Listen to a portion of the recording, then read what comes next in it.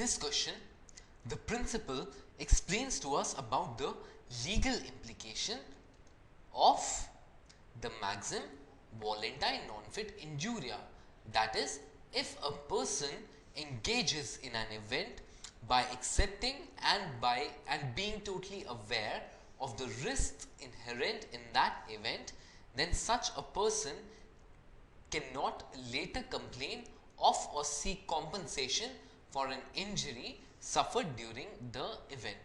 Now, in this entire principle, the important part that is to be kept in mind is that it is necessary to prove that the person injured knew of the risk and voluntarily took it.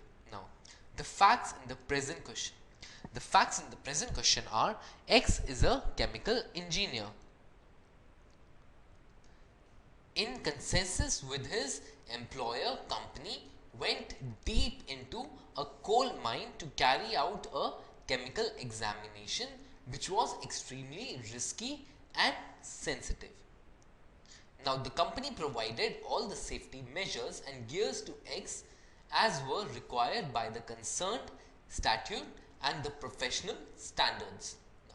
Further, while conducting the examination, a blast occurred and X was injured.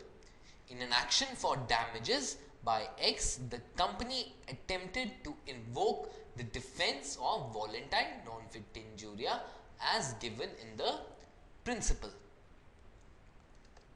So, in this question, out of all the options, the correct option will be A. That is, X shall not succeed in his action as the defense of volenti non fit injuria shall operate against him.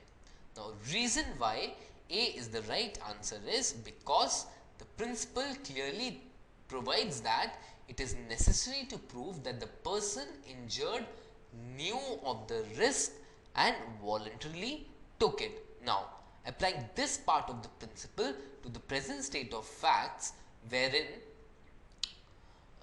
X, a chemical engineer, in consensus with his employer, went deep into the coal mine. That is, the engineer was completely in consensus with the employer company, and when he went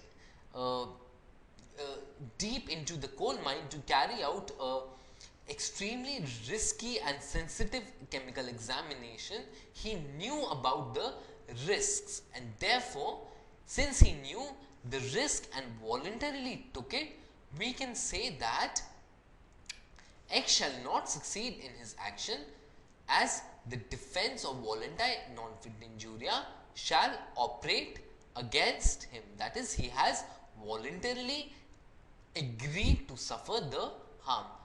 So, taking into consideration the principle and applying it to the present state of facts, we can say that the correct answer in this question is A.